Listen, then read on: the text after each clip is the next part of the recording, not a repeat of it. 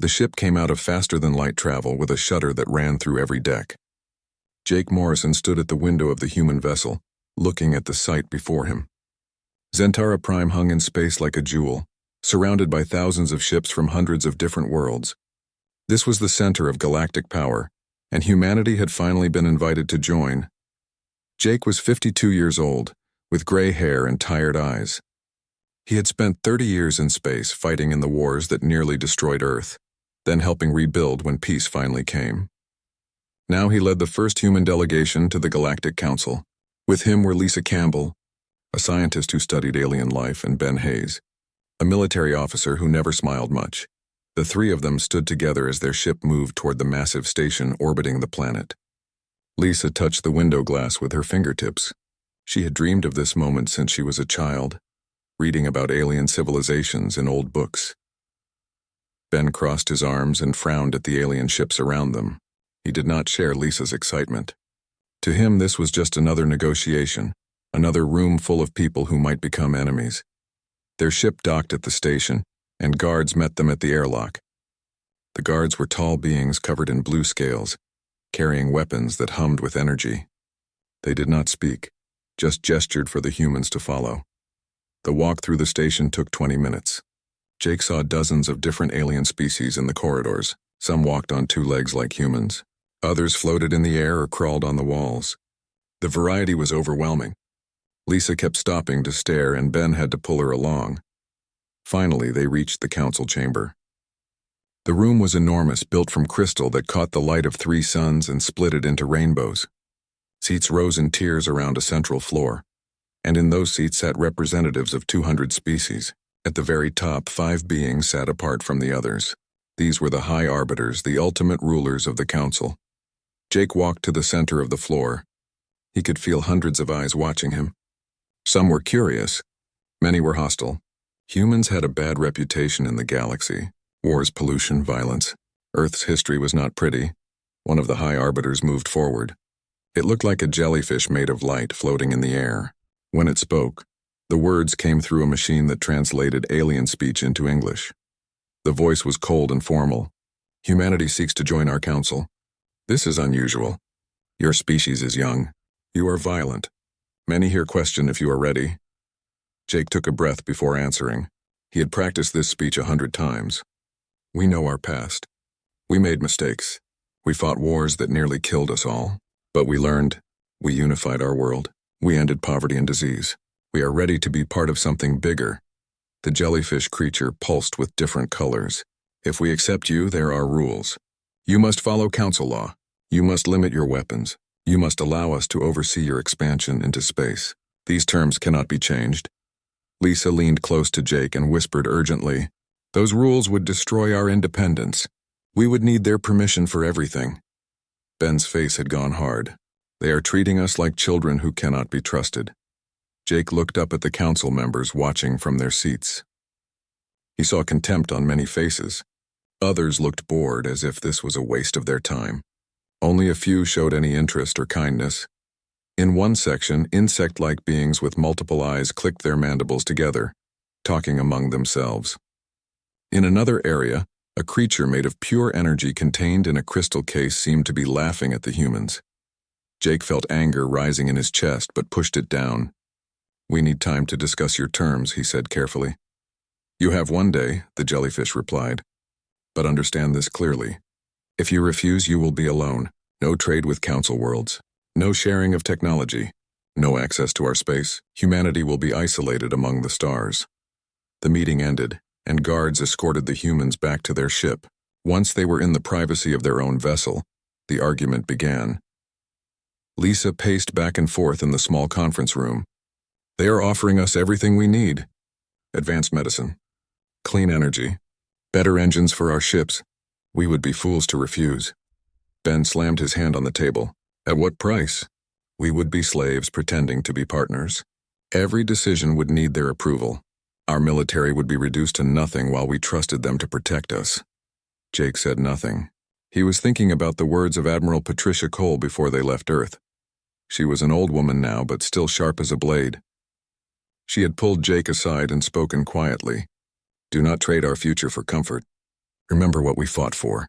That night, Jake could not sleep. He stood in the observation room looking at the alien station and the planet below. Everything looked so peaceful, so ordered. But he kept thinking about the faces in that chamber. The contempt, the certainty that humans were lesser beings who should be grateful for whatever scraps the council offered. In the morning, Lisa came to him. She looked like she had not slept either. "I have been reviewing the sensor logs from yesterday," she said. "While we were in that meeting, council ships were moving into position around our colonies. Look at this." She showed him data on a screen. The pattern was clear. Council military vessels had surrounded every human settlement in space. They were in position to blockade Earth and all its outposts. Ben joined them, studying the display. This was not random. They planned this. If we had agreed to their terms, we would have been trapped immediately. They never intended to treat us as equals. Jake felt a cold certainty settle into his bones. The council had given them a choice, but it was a false choice. Submit or be destroyed. There was no third option in their minds. He made his decision. The next day, Jake Morrison stood before the council again. The chamber was exactly as before. Hundreds of aliens watching, the high arbiters floating above. The jellyfish creature pulsed with expectation. "Have you decided?" it asked. Jake looked around the room one more time. He saw a future where humanity bent the knee, where every human child grew up knowing their species was considered inferior, where freedom was just a word in history books. "We have decided," Jake said clearly. "We respectfully decline your offer. Humanity will make its own path among the stars." The chamber erupted. Aliens shouted in 100 languages. The jellyfish turned bright red with anger. "You choose isolation over membership? You choose struggle over prosperity? So be it. Leave council space immediately. You are not welcome here." As guards moved to escort them out, Jake felt Lisa's hand grip his arm. She was shaking, but when he looked at her face, he saw not fear but pride. Ben walked beside them, his military bearing straight and strong. "We made the right choice," he said quietly. Their ship left the station an hour later. As they prepared to jump to faster-than-light speed, Lisa noticed something on her sensors. A small drone was following them, transmitting data back to the council. "They are watching us," she said. "Let them watch," Jake replied. "Let them see what humans do when we stand alone." The ship jumped and Zentara Prime vanished behind them. Ahead lay Earth and an uncertain future. But it would be their future, not one dictated by beings who saw them as lesser creatures to be controlled. Jake did not know it yet, but his decision that day would change the galaxy forever. The council thought isolation would break humanity. They were wrong. It would forge them into something the galaxy had never seen before. 15 years had passed since humanity rejected the council's offer. People called it the Silent Age because Earth had no contact with the wider galaxy. But for those who lived through it, there was nothing silent about those years. Helen Price stood on the observation deck of the Mars orbital station, watching workers build new engines for human ships. Down below, the red surface of Mars was changing. Cities covered in protective domes dotted the landscape, connected by tunnels running underground. 2 million people now lived on Mars, and the number grew every month. Kevin Rhodes stood next to her, holding a datapad that showed test results. He was the chief engineer of the propulsion project, a thin man with messy hair who rarely slept. "Another successful test," he said with satisfaction. "We cut travel time to the nearest star by 40%. And we did it all without council technology." Helen smiled, but it was a tired smile. "We had no choice. They made sure of that." The early years after leaving the council had been brutal. Human colonies struggled without access to alien trade. On Europa, people went hungry when food shipments were delayed. On Titan, equipment broke down and could not be replaced. 3 settlements nearly died in the first 5 years, but humans did what they always did. They adapted. They survived. They got stronger. Admiral Patricia Cole, now 75 years old, had reorganized Earth's entire space program. She spoke to the United Earth Assembly with fire in her voice. The council thought isolation would destroy us. They forgot that humans grow strong under pressure. "We will build our own future." And build they did. On Europa, deep under the ice, mining operations extracted resources the council claimed were impossible to reach. Claire Bennett ran those operations, working 18 hours a day in freezing conditions that would kill most beings. She was 40 years old and had lost 3 fingers to frostbite, but she never complained. The council said it could not be done, she told her crew. But they do not know humans very well. In the asteroid belt between Mars and Jupiter, mining ships harvested materials for construction. Ryan Foster commanded the largest mining vessel, called Pioneer.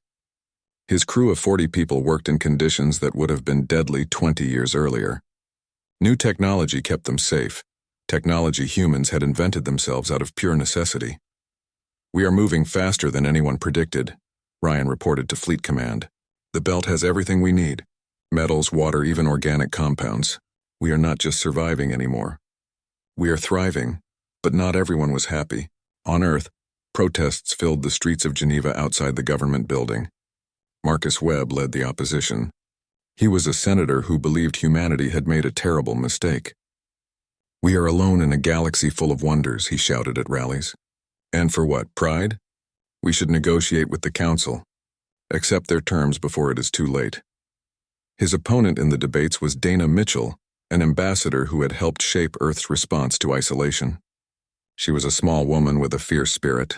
"You want to surrender our freedom for comfort," she said. "Our grandparents rejected that deal and they were right. Look at what we have accomplished alone.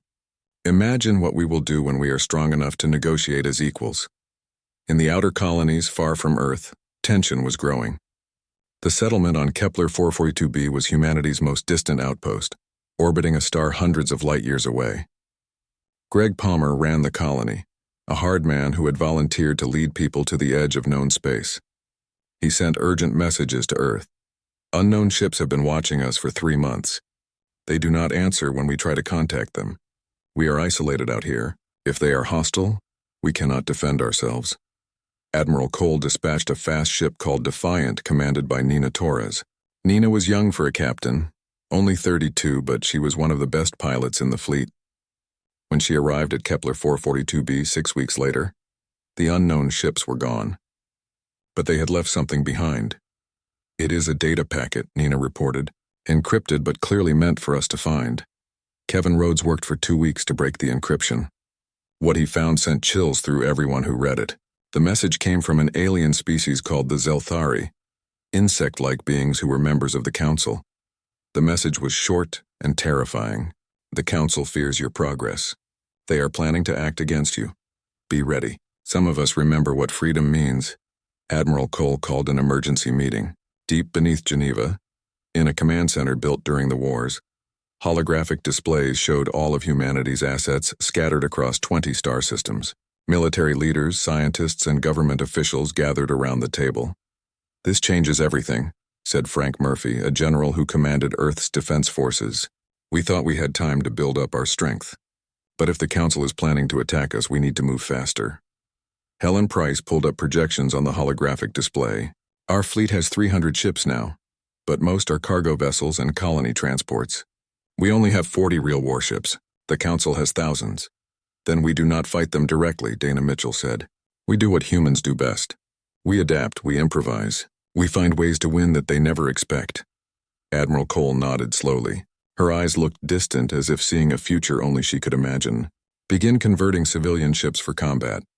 Add weapons and armor, fortify the outer colonies, and send a message to every human settlement from here to the frontier. Tell them to prepare for the worst and hope for the best." But Cole had another order, one she gave to only a select few people in a private meeting. "We need something else. If war comes, we cannot face it alone. Find the Zelthari. Find anyone else who is unhappy under Council rule. We will not stand alone if I can help it." As preparations began across human space, a young communications officer named Pete Carson intercepted a strange signal from deep space. Pete was 26 years old, fresh out of training, and he almost ignored the signal as background noise. But something made him look closer. The signal repeated every 3 hours. Always the same pattern, a mathematical sequence followed by coordinates. Pete ran the numbers through every analysis program he had. Finally, he took his findings to Admiral Cole. "Admiral," Pete said nervously, standing in her office, "this signal, it is coming from inside Council space. And the coordinates it is broadcasting point to the Veil Nebula. There is nothing out there but dust and dead stars according to our maps." Cole studied the data for a long time. Then she made a decision that would change everything. Assemble a scout team. Small, fast, and prepared not to come back. Send them to investigate those coordinates. If someone is trying to tell us something, we need to know what it is. Ryan Foster volunteered to lead the mission. He was 38 now, with a wife and 2 children on Mars. But he had been a soldier before becoming a miner, and he understood duty. "I will go," he said simply. 12 people joined him on the scout ship Pathfinder. They were volunteers, every one of them. Young people mostly, with their whole lives ahead of them. They knew the mission was dangerous. They went anyway. The Pathfinder left Mars orbit on a cold morning. Helen Price watched it go from her observation deck, wondering if she would ever see Ryan Foster again. On Earth, Admiral Cole stood at her window, looking up at the sky even though it was daytime and she could not see the stars. She was old now and tired, but she could not rest. Not while humanity's future hung in the balance. The Council thought they had broken humanity with isolation. They thought years of struggle would make humans desperate enough to accept any terms. They were wrong. Those years had taught humanity something far more valuable than any technology the Council could offer. They had learned that they did not need anyone else. They had learned to stand on their own. They had learned that freedom was worth any price. And now, as the Pathfinder jumped toward the Veil Nebula and the secret it held, humanity stood at a crossroads. The Silent Age was ending. What came next would determine whether humans would remain free or fall under the Council's control. But one thing was certain: humanity would not go quietly. They would fight for every inch, and if the Council wanted to force them to submit, they would learn what it meant to face a species that had nothing left to lose and everything to fight for. The Pathfinder moved through space like a ghost, all systems running quietly to avoid detection. Ryan Foster sat in the captain's chair, watching the navigation display as they approached the Veil Nebula. 6 months they had traveled from human space, and now they were deep in Council territory, where humans had no right to be. Amy Wright worked at the navigation station, her young face lit by the glow of her screens. She was only 24, the youngest member of the crew. "Approaching the coordinates now," she said. "I am not seeing anything on sensors except cosmic dust and radiation." Ryan leaned forward. "Switch to active scanning. If someone is hiding out here, they already know we are coming anyway." The active sensors sent out waves of energy that lit up the space around them. What they revealed made everyone on the bridge stop breathing for a moment. Hidden in the heart of the nebula was a structure. Not a ship. Not a space station. Something ancient and massive, 3 kilometers across. Built from dark metal that absorbed light instead of reflecting it. The surface was covered in symbols that hurt to look at. Patterns that seemed to shift and change when viewed directly. Kyle Sanders, the mission scientist, ran scan after scan. His hands shook as he worked. "Captain, this is not Council technology. The energy signature is wrong. The materials are unknown to our databases. This thing is old, really old." They moved closer carefully, expecting Council warships to appear and destroy them, but the nebula remained empty except for them and the ancient structure. Up close it was even more impressive. The symbols on its surface glowed faintly as if responding to their presence. "There is a docking mechanism," Amy reported. "It is like the structure is waiting for someone to arrive." Ryan made the call. "Dock with it. We came all this way. Let us see what this is about." The docking process was smooth, as if the structure had been designed to interface with any type of ship. When they opened the airlock and stepped inside, emergency lighting activated automatically, showing corridors of seamless metal that stretched into darkness. Kyle led the way with his scanning equipment. "The air is breathable. Temperature is comfortable. This place has power after who knows how many thousands of years." They explored for 3 days, mapping the structure. It was a library, they discovered. A repository of information stored in crystal data storage units, thousands of them, arranged in geometric patterns throughout a central chamber that was so large their lights could not reach the ceiling. Kyle worked frantically to interface their computers with the crystals. These are designed to work with almost any technology. Whoever built this wanted someone to find it eventually. When they finally accessed the data, what they found changed everything. The library belonged to a species called the Architects. They had ruled the galaxy 50,000 years before the current Council existed. But unlike the Council, the Architects had united species through cooperation and mutual benefit. Not through control and submission. Kyle, Tell me I'm reading this wrong, Ryan said, staring at a holographic display that showed the galaxy's history. The scientist's face had gone pale. You are not reading it wrong, Captain. The Council did not inherit the galaxy peacefully. They conquered it. They destroyed the architects and everyone who supported them. The data showed a war that lasted for thousands of years. The architects had been builders and explorers, creating wonders throughout the galaxy. But they had been overthrown by species that believed in hierarchy and domination. Those species became the modern Council. There is more. Kyle continued, pulling up another file. The architects left this library as a warning. They documented everything. How the Council suppresses younger species, how they maintain power by controlling technology, how they eliminate any species that might challenge their authority. Amy found another section of data. Look at this. A list of species classified as potential threats. 47 of them. And next to each one there is a note. Neutralized, absorbed, or extinct. Ryan felt sick. Show me the last entry. The hologram displayed humanity's profile. The classification was clear and terrifying. Potential threat level critical. Recommended action. Neutralize before achieving technological parity. They are going to attack us, Amy whispered. It is not a question of if, it is when. But Kyle found something else buried in the deepest part of the library. Captain, there is a schematic here. Some kind of defense system. But the scale is enormous. It would take decades to build and resources we do not have. Ryan studied the plans. They showed a network of stations that could project shields across entire star systems. Technology far beyond what humans currently possessed. Send all of this back to Earth, everything we found.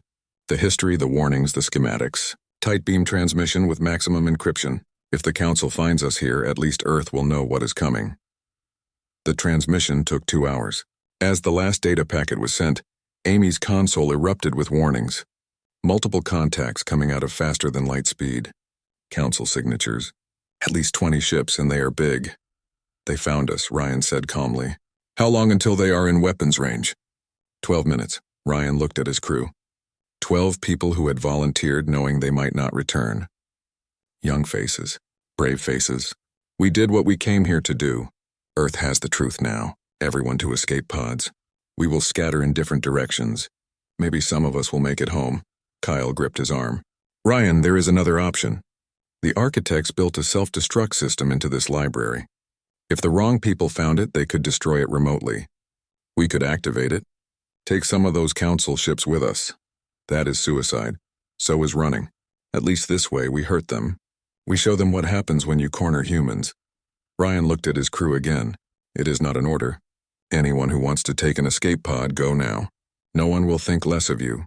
3 people left. 9 stayed, including Amy and Kyle. All right then, Ryan said quietly.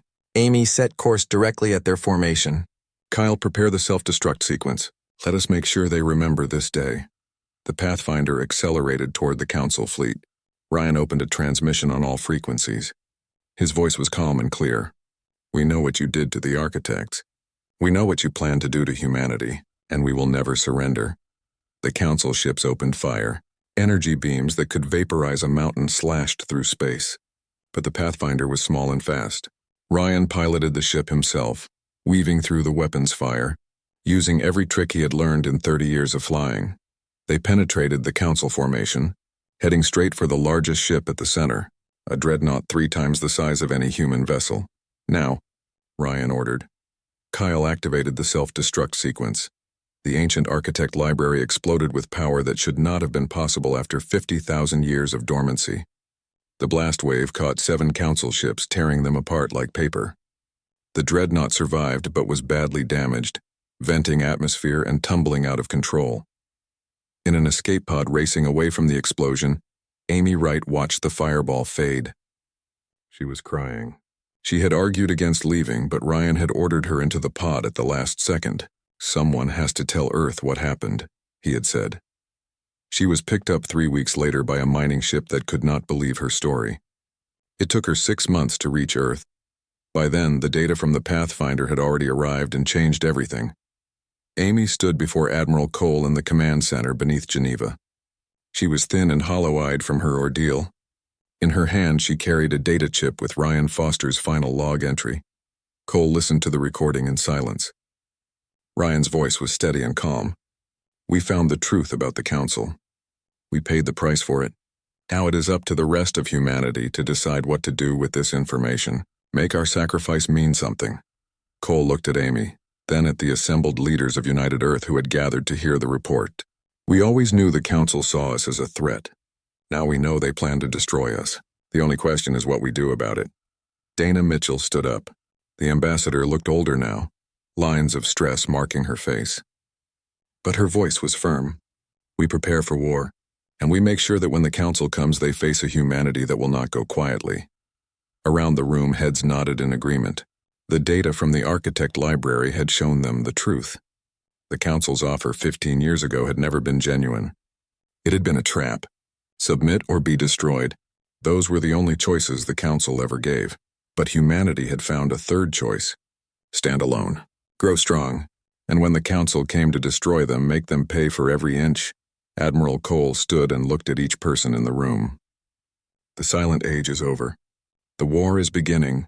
Tell every human settlement to prepare. Tell them what Ryan Foster and his crew did. Tell them why we fight. And tell them we will never surrender." The data from the Architect Library changed everything. Within weeks of its release, protests erupted across human space. But these were not protests against the government. People were demanding faster military expansion, more weapons, stronger defenses. The patience of the Silent Age had transformed into furious determination. In the Mars shipyards, Janet Kim oversaw construction that never stopped. Day and night, workers built new warships. Janet was 45, a construction supervisor who had worked on every major project in the solar system. Now she was building instruments of war. Admiral Cole visited the yards to inspect progress. Janet walked her through the construction bays, showing off the new designs. "We are calling them the Defiant class," she explained, gesturing to a half-finished hull. "Smaller than Council dreadnoughts, but faster and more agile. We can build 3 for every one of theirs." Cole studied the sleek, aggressive design. "How many can you produce?" "We have converted every civilian shipyard. Mars, Earth orbit, Luna, Titan, even the asteroid belt stations. Current projection is 300 new warships in 5 years. We may not have 5 years." Janet's smile was fierce. "Then we will work faster." But ships alone would not be enough. Deep beneath the Rocky Mountains, Linda Hayes led a team developing new weapons. Her laboratory was a maze of testing chambers and fabrication units. Scientists worked around the clock on projects that would have seemed impossible a decade earlier. Linda was 52, with gray hair and eyes that burned with intensity. She showed Admiral Cole and General Frank Murphy her latest creation. "Council shields are powerful but designed for specific energy frequencies," she explained, demonstrating with a holographic model. "We developed plasma torpedoes that shift through multiple frequencies. Their shields will not know how to stop them." Murphy looked troubled. He was a big man with a soldier's bearing, now responsible for Earth's entire military. "Weapons are one thing, but the Council has numbers. We are 300 ships against thousands. Even with better technology, we cannot overcome those odds. Which is why we need allies," Dana Mitchell said. She had joined the meeting, looking tired but determined. "The Zelthari warned us. They are not alone. There are other species who remember freedom, who hate Council rule. If we can unite them." "A coalition of the oppressed," Cole mused. "It might work." Dana assembled a team of diplomats and intelligence officers. Their mission was dangerous. They would travel through Council space using false identities and modified ships, making contact with dissident species and building an alliance. Laura Bennett commanded one such mission. She was 38, a captain with a reputation for completing impossible assignments. Her ship, Meridian, was disguised as a trader vessel. Inside, it carried weapons and encrypted communication systems. Her target was the Zelthari homeworld, Zel Prime. The Zelthari were insect-like beings with 4 arms and compound eyes. They had been among the first species absorbed by the Council 3,000 years ago. But some remembered what freedom tasted like. Laura met her contact, a Zelthari named Victor, in a shadowed market where Council surveillance was weak. The alien's translator rendered his clicking speech into English. "Your Captain Foster's sacrifice was noted. It reminded some of us what courage looks like. Will your people fight with us?" Laura asked directly. "The Zelthari remember freedom. We were warriors once before the Council dismantled our fleets, but we have rebuilt in secret. When the time comes, 60 ships will join you. 60 ships. It was not much against the Council's might, but it was a beginning. Other missions followed. The Talvine crystalline beings whose world had been strip-mined by Council corporations pledged their support. The Korvash, former warriors reduced to laborers, promised their remaining fleet of 40 vessels. But the biggest surprise came from an unexpected source. Pete Carson, the young officer who had discovered the signal leading to the Architect Library, intercepted another message. This one came from the Morvians, beings of pure energy contained in crystal bodies. They had always seemed among the Council's most loyal supporters. The message was brief. We are not all slaves. Some of us remember honor. When you rise, we will stand aside. That is all we can offer, but it may be enough. Stand aside. It meant the Morvians would not fight for the Council when war came. For beings who controlled much of the Council's energy infrastructure, their neutrality could cripple the Council's war effort. As alliances formed, humanity's preparations intensified. On Titan, Barry Mills trained fighter pilots in brutal conditions. He was a colonel now, responsible for turning civilians into warriors. His training was harsh because war would be harsher. Forget everything about standard combat, he shouted at his trainees. We are outnumbered and outgunned. By their logic, we should lose. So we do not fight by their logic. We are faster, more creative, more willing to take risks. Use that. The young pilots absorbed his words hungrily. They had grown up during the Silent Age, raised on stories of humanity standing alone. Now they would prove that isolation had made them stronger. Meanwhile, scientists made a breakthrough. Kyle Sanders, who had survived the Pathfinder mission and returned to Earth with Amy Wright, discovered something in the Architect data that had been overlooked. It is a communication system, he explained excitedly to Admiral Cole. The Architects used quantum entanglement to create a network that allowed instant communication across any distance. If we can rebuild it, we could coordinate our entire fleet in real time. Within months, the network was operational. Human ships across 20 star systems suddenly could talk to each other with no delay. It gave Earth a tactical advantage the Council had never needed. Their empire was so large and so secure that they had never bothered developing such technology. But the question remained. When would the Council attack? Intelligence reports suggested they were gathering forces, but slowly. The Council bureaucracy moved like a glacier, ponderous and seemingly unstoppable. They had ruled for 3,000 years without serious challenge. They did not believe anyone could truly threaten them. Admiral Cole called a meeting of Earth's leadership. In the command center, holographic displays showed humanity's assets. 300 warships now, scattered across human space. Fortified colonies, new weapons, allied species ready to fight. The Council will come eventually, Cole said. But I propose we do not wait. We strike first, the room erupted. General Murphy was skeptical. We are not ready for an offensive war. We will never be ready by their standards, Cole countered. But we have advantages. Speed, coordination, allies they do not know about, and surprise. Most importantly, we have the will to fight for our freedom. The Council lost that thousands of years ago. Dana Mitchell nodded slowly. Where would we strike? Cole activated the star map.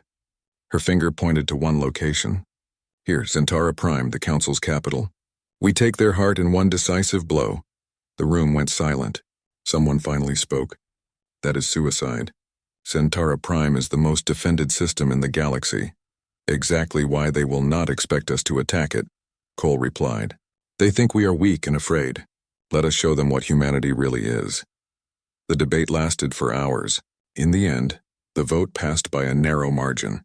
Humanity would go to war not as defenders but as attackers. They would strike at the heart of an empire that had ruled unchallenged for millennia. As the meeting ended, Cole remained alone, staring at the star map. Janet Kim found her there an hour later. Having doubts, Janet asked. Thousands of them, Cole admitted. We are gambling everything on one throw. If we fail, humanity might not survive. And if we do not try? Cole smiled tiredly. Then we definitely will not survive. At least this way we go down fighting. Orders went out across human space. Prepare for Operation Breakpoint. The fleet would gather in deep space, coordinate with Allied forces, and then jump directly to Centaura Prime. It would be the largest military operation humanity had ever attempted. In shipyards across the solar system, final preparations began. Weapons were loaded. Shields were tested. Pilots ran through simulations until they could fight in their sleep. On Earth, people watched the news with a mixture of fear and pride. They knew the odds. 300 human ships plus 100 allied vessels against thousands of Council warships. It seemed impossible, but humans had built their entire civilization on doing the impossible. They had survived ice ages and plagues. They had split the atom and walked on other worlds. They had unified a planet that spent most of its history at war. Now they would do one more impossible thing. They would attack the most powerful empire in the galaxy and show them that freedom was worth any price. The human fleet gathered in empty space between the stars, far from any system where Council sensors might detect them. 300 human warships, 60 Zelthari vessels, 40 Corvash cruisers, 15 Talvian destroyers. It was the largest gathering of free ships the galaxy had seen in 3,000 years. Yet compared to the Council's might, it was still pitifully small. Admiral Patricia Cole stood on the bridge of the flagship Resolute. She was 78 years old now, far too old for war. But no one else had the experience or the respect to lead this mission. Beside her, Laura Bennett served as fleet coordinator, promoted after her successful diplomatic work. "All ships report ready," Laura announced. "The quantum communication network is stable. We can coordinate the entire fleet instantly." Cole nodded slowly.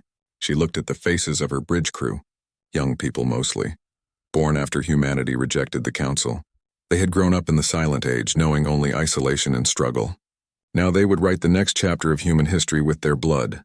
"Send the message to all vessels," Cole said. Her voice was quiet but carried throughout the fleet. "Remember why we are here. For humanity. For freedom. For every species the Council has crushed. Today we show the galaxy that tyranny can be defeated." The fleet engaged their faster-than-light drives simultaneously. 300 light-years vanished in minutes. They emerged at the edge of the Zentara system, weapons armed, shields at maximum power. What they saw was both magnificent and terrifying. Orbital platforms surrounded the planet, bristling with weapons. Defense fleets patrolled in tight formations. Energy shields protected critical installations. It was the most fortified system in known space. But the Council had grown complacent after thousands of years of unchallenged power. Their sensors detected the attacking fleet immediately, but the response was slow. Defense coordinators demanded identification codes. Station commanders requested orders from central authority. The machine of Council government ground through its bureaucratic processes while precious seconds ticked away. Humanity did not wait. The fleet split into 3 groups, each targeting a different section of orbital defenses. The new Defiant-class destroyers screamed forward, faster than anything the Council had seen.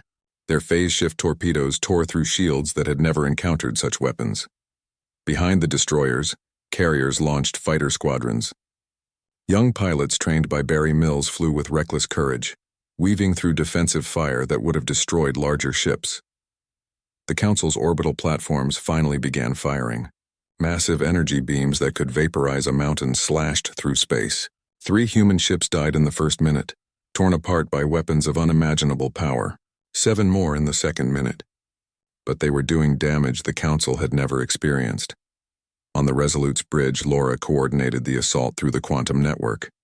"Delta Wing, focus fire on Platform 7. Zelthari fleet, cover the northern approach. Corvash, punch through their defensive line." The allied species fought with desperate fury. The Zelthari remembered 3,000 years of servitude. Their old ships were outmatched, but their crews fought with the rage of the oppressed finally given a chance to strike back. The Corvash fought like berserkers, ramming their damaged ships into Council positions when weapons failed. But the Council's numbers began to tell. More defense fleets arrived through faster-than-light jumps, dreadnoughts that massed 10 times more than the largest human vessel. The assault began to falter. "Admiral, we are taking heavy losses," Laura reported. Her voice was steady, but Cole could hear the fear beneath. 15% casualties already. "The numbers are not in our favor." Cole watched the tactical display, her face carved from stone. She had known this moment would come. They all had. "Signal all vessels. Execute Phase 2. Target the Council chambers directly." Phase 2 was the desperation play. Every available ship would make a direct run at the Council headquarters on the planet's surface. It was suicide, but it might achieve the mission's objective. Janet Kim, commanding the destroyer Freedom, received the order. She looked at her crew, saw the fear and determination in their eyes. All ships follow me. They wanted to see what humans are made of. Let us show them. 37 human ships broke formation, accelerating toward the planet at maximum speed. Council vessels tried to intercept, but the attacking ships scattered and weaved, using every trick their pilots knew. Orbital platforms fired continuously. Ships died, torn apart by overwhelming firepower, but enough broke through. The Council chambers was a marvel of ancient engineering, a crystalline structure that had stood for 3,000 years. Its shields were designed to withstand any assault, but they had never faced weapons developed by a species that knew nothing but war. Janet's torpedoes struck first, followed by salvos from a dozen other ships. The shields held, but they were weakening. Inside the Council chambers, alarms screamed warnings that had never sounded before. The High Arbiter, the jellyfish being that had dismissed humanity 15 years ago, watched in disbelief. This is impossible. They are primitives. They should have been destroyed. Another arbiter, a being of crystallized thought, spoke quietly. We underestimated them. We thought isolation would weaken them. Instead, it made them stronger. We should have destroyed them when we had the chance. We still can, the first arbiter insisted. Call every fleet, every ship. Crush them. But before the orders could be transmitted, Janet Kim made her final decision. Her ship was badly damaged, leaking air, engines failing. Her crew had already evacuated to escape pods. She was alone on the bridge. She aimed her dying ship directly at the Council chambers and pushed the engines to maximum. Her last transmission was simple. For Ryan Foster. For the Pathfinder. For humanity. The Freedom struck the Council chambers at a significant fraction of light speed. The impact was visible from orbit. A flash of light that temporarily outshone Zentara's sun. When it cleared, the ancient structure was gone, replaced by a crater 3 kilometers wide. The Council leadership survived, protected by emergency shelters deep underground. But the symbolism was undeniable. For 3,000 years, the Council had ruled unchallenged. Now someone had struck their heart. Admiral Cole watched from the Resolute, tears streaming down her weathered face. All ships disengage. Jump to Rally Point Theta. We have done what we came to do. The surviving ships retreated, pursued by furious Council fleets, but the quantum network allowed perfect coordination. Ships jumped in staggered waves, covering each other's escapes. By the time Council forces organized a pursuit, the attacking fleet had scattered to a dozen different systems. The cost had been terrible. 147 human ships destroyed, 2/3 of the Allied fleet gone, thousands of personnel dead, including heroes like Janet Kim, who had given everything for a chance at freedom. But they had achieved something thought impossible. They had hurt the Council. They had shown the galaxy that the Empire could be challenged. 3 weeks later, a battered Admiral Cole stood before the United Earth Assembly. Her speech was broadcast to every human settlement across the stars. She looked tired, older than her years, but her voice was strong. We went to Zentara Prime knowing we might not return. We lost good people, brave people, but we proved something the Council never believed. Humans will never submit. We struck at their heart and we survived. Now they know we are not prey to be managed. We are predators, they awakened. She paused, looking directly at the camera, speaking to every human watching. The Council will come for us with everything they have. The real war is beginning, but I have seen what humans can do when their backs are against the wall. We will fight them in every system and every sector, and we will never surrender. The transmission ended. Across human space, people watched in silence, then erupted in defiant cheers. On Zentara Prime, the surviving Council members gathered in a temporary command center. The jellyfish arbiter looked at damage reports, casualty figures, the terrifying reality that a species they had dismissed had nearly destroyed them. What do we do? Another arbiter asked. The jellyfish was silent for a long time. Finally it spoke. We watch them, we study them, and we learn to fear them, because we created something we cannot control. We gave humanity a reason to fight, and now we cannot stop them. From a hidden position, a Morvian observer recorded everything. The Morvians had promised to stand aside, and they kept that promise. But more than that, they documented the battle. The tactics, the courage, the fierce determination that had shaken an empire. In the years that followed, the Council tried to destroy humanity. They sent fleets and assassins. They imposed economic blockades. But humanity had learned the lesson of the Silent Age.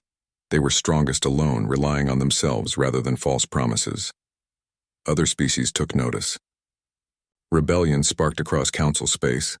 The Vothian Uprising, the Talvine Independence Movement, the Corvash War of Liberation, each one inspired by humanity's defiance, each one chipping away at the Council's power.